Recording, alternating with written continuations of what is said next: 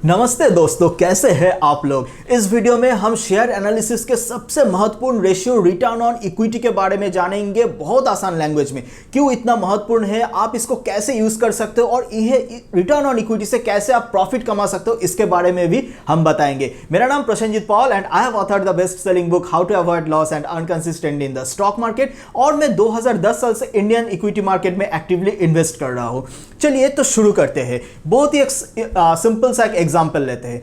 मान लीजिए एक चाय की दुकान है, एक छोटा सा चाय की दुकान है, जिन्होंने 100 रुपया इन्वेस्ट करके एक दिन में 10 रुपया मुनाफा कमाया। और उसी के पास में एक बड़ा सा कॉफी शॉप है, जिन्होंने 1000 रुपया इन्वेस्ट करके 150 रुपया प्रॉफिट कमाया। तो अब आपके पास ऑप्शन है कि दोनों बिजनेस में से किसी एक बिजनेस को चुनिए। आप क्या करेंगे? देखिए, पहला बात तो यह है कि आपको लग सकता है कि एक 20 रुपया प्रॉफिट और दूसरा 150 रुपया, तो 150 रुपया जो ज्यादा प्रॉफिट है उनके पास उस शेयर्स को, उस कंपनी को हम चुनते हैं। नहीं, यहां पे आप एक गलती करेंगे। अब इसको परसेंटेज टर्म से देखिए, तो जिन्होंने 100 रुपया इन्वेस्ट करके 20 रुपया एक दिन का प्रॉफिट कमा रहा है, उसका परसेंटेज टर्म्स में 20% होगा, राइट। और जिन्होंने 1000 रुपया इन्वेस्ट करके 150 रुपया कमाया, परसेंटेज टर्म्स में कितना आया? 15%। तो 20% ज्यादा, तो 20% जो छोटी सी चाय की दुकान, वो ज्यादा एफिशिएंट बिजनेस है। बहुत आसान लैंग्वेज में अगर हम बताएंगे, रिटर्न ऑन इक्विटी लगभग कुछ इसी तरीका का है कि किसी भी बिजनेस कितना एफिशिएंट है वो आपको बताता है ये रिटर्न ऑन इक्विटी। इसका अगर डेफिनेशन हम देखेंगे, ये क्या है? Net profit divided by share holders equity. तो आसान लैंग्वेज में किसी भी एक कंपनी अपना शेयर होल्डर्स फंड को कितना एफिशिएंटली इस्तेमाल कर रहे हैं, यही बताता है रिटर्न ऑन इक्विटी और आरओई। अब देख लेते हैं ये रिटर्न ऑन इक्विटी, आरओई इतना महत्वपूर्ण क्यों है। फर्स्ट, अगर किसी कंपनी की आरओई, रिटर्न ऑन इक्विटी, पिछले 4-5 साल से लगातार इंक्रीज होते गया ना, तो उसका स्टॉक प्राइस बढ़ेगा ही बढ़ेगा। कुछ हम लाइव एग्जांपल देख लेते हैं। देखिए, सबसे पहले हनीवेल ऑटोमेशन, यहाँ पे देखिए इसका जो रिटर्न ऑन इक्विटी, वो देखिए कितना, मतलब हर साल कितना इंक्रीज होते गया, और अब स्टॉक प्राइस का चार्ट देखिए कितना बढ़िया रिटर्न दिया इन्वेस्टर्स को। सिर्फ वही नहीं, अब दूसरा स्टॉक देख लेते हैं, जीएमएम फॉडलर। यहाँ पे देखिए कैसे उसका रिटर्न ऑन इक्विटी हर साल बढ़ते गया, और स्टॉक प्राइस चार्ट भी देखिए कितना तगड़ा रिटर्न दिया इन्वेस्टर्स को।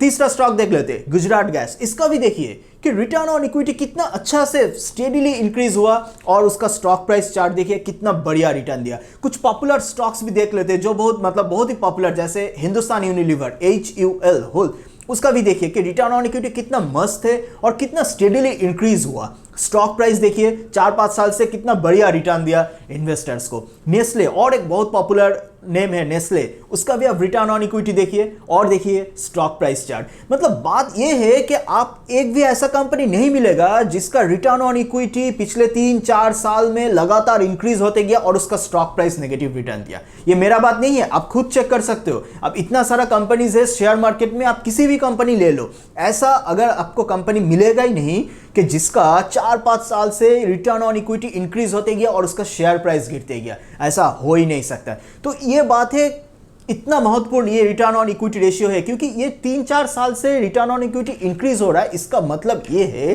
कि कंपनी बहुत एफिशिएंटली शेयर होल्डर्स फंड को इस्तेमाल कर रहा है, मतलब ये मैनेजमेंट एफिशिएंसी प्रूव करता है। तो सबसे मोस्ट इंपॉर्टेंट पॉइंट तो ये है कि रिटर्न ऑन इक्विटी अगर किसी कंपनी का 3-4 साल में, ऑब्वियस बात ये है कि मैं 1-2 महीने का या 6 महीने का शेयर प्राइस मूवमेंट के बारे में नहीं बता रहा हूं, मैं short term stock price movement के बारे में नहीं बता रहा हूं, मैं लॉन्ग टर्म इन्वेस्टमेंट के बारे में बता रहा हूं। तो लॉन्ग टर्म में 2-3-4 साल में अगर किसी भी कंपनी की रिटर्न ऑन इक्विटी जो है वो अगर इंक्रीज होते गया, तो उसका शेयर प्राइस जो है वो बढ़ेगा ही बढ़ेगा, इसका कोई एक्सेप्शन नहीं है।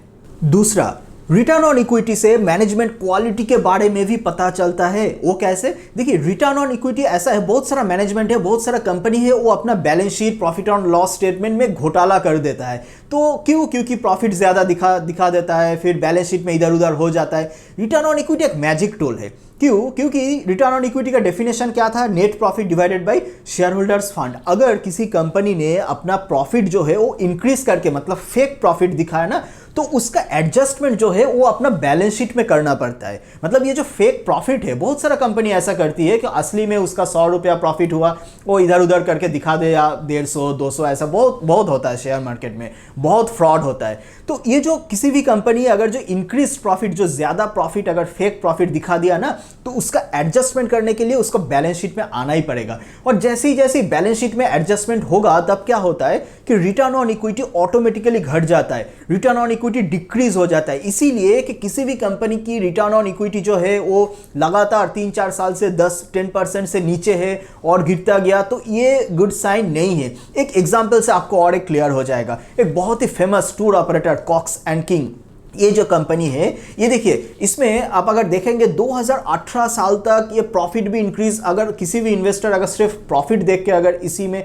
इन्वेस्ट किया ना, तो बहुत नुकसान हो जाता, क्योंकि 2018 फाइनेंशियल ईयर एंडिंग में भी प्रॉफिट कितना मस्त है, लेकिन 2018 में ये स्टॉक जो है लगभग 80-90, अब देखिए स्टॉक प्राइस चार्ट भी देख लीजिए, 80-90% गिर गया था। अब देखते हैं इसका रिटर्न ऑन इक्विटी। देखिए रिटर्न ऑन इक्विटी ट्रेंड भी इसका देखिए कि पहले से ऐसा नहीं कि 2018 मतलब जो स्टॉक प्राइस जो गिर गया था उसके बाद से, उसका पहले से ही जो रिटर्न ऑन इक्विटी वो बहुत ही कम, और जो ट्रेंड मतलब ये 3-4-5 साल का अगर आप देखेंगे, ये ट्रेंड बहुत ही घटिया है। तो सिर्फ रिटर्न ऑन इक्विटी देख के आप ये सब टाइप का जो कंपनी है, इससे आप दूर रह सकते हो।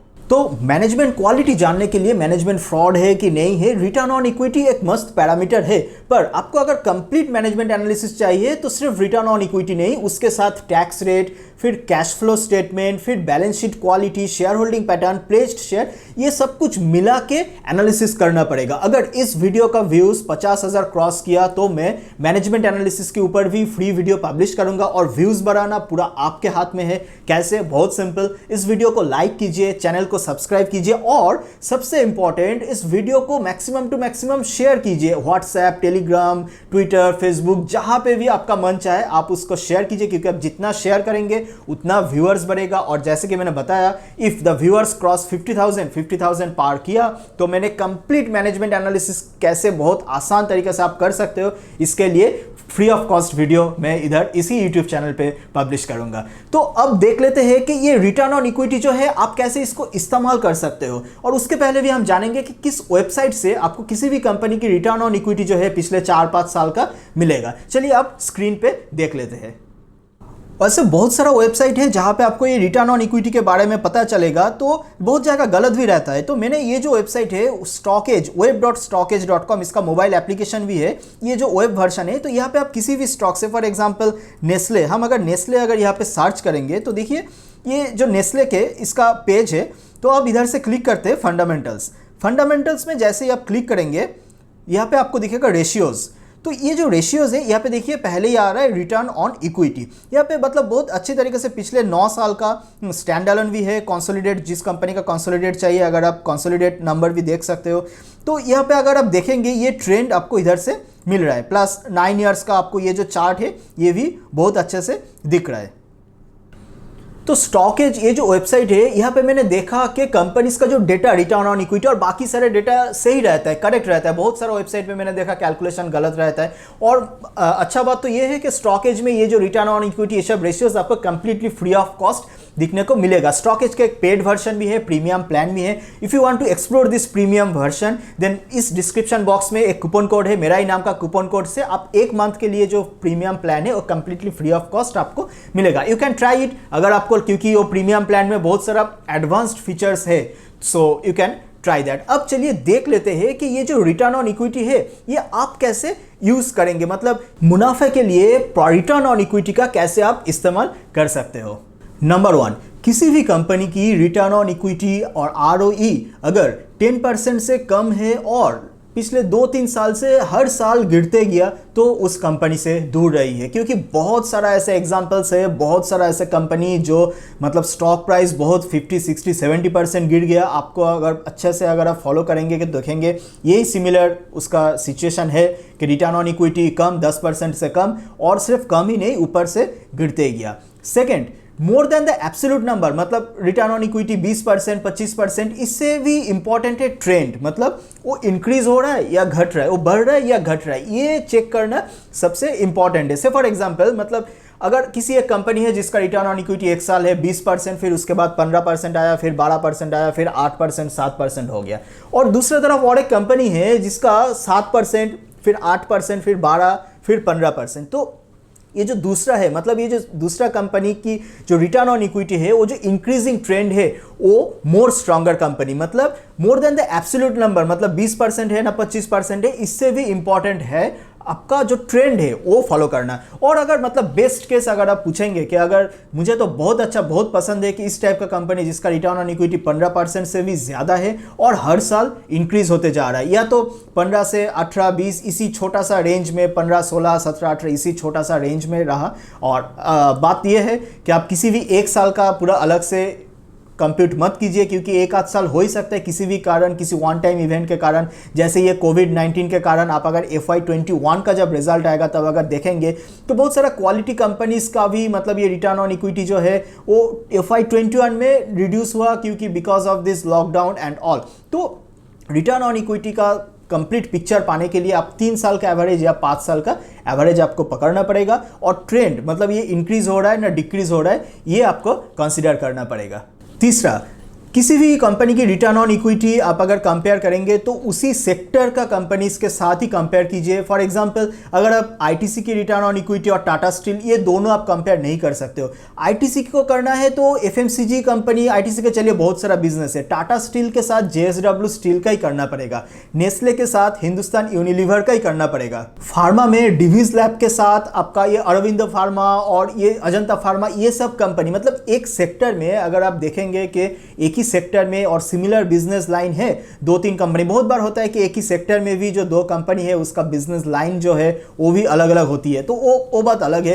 तो अगर आपको ऐसा मिले कि 2 कंपनी है जिसका बाकी सब कुछ सिमिलर है, कि प्रॉफिट ग्रोथ एक ही, लगभग बिजनेस एक ही है, और उसमें से एक कंपनी जो है उसका रिटर्न ऑन इक्विटी ज़्यादा है और जो दूसरा है उसके कम है, तो आपको जो जिसका रिटर्न ऑन इक्विटी ज़्यादा है उसके तरफ ध्यान देना पड़ेगा। अगर आपको इस वीडियो से कुछ भी नया सीखने को मिला तो वीडियो को ज़रूर लाइक कीजिए, चैनल को सब्सक्राइब कीजिए, और जैसे मैंने कहा कि शेयर कीजिए, क्योंकि अगर व्यूज़ 50,000 के ज़्यादा हो जाए तो मैंने श्योरली मैनेजमेंट एनालिसिस के ऊपर कंप्लीट मैनेजमेंट एनालिसिस का वीडियो मैं इसी चैनल पे पब्लिश करूंगा।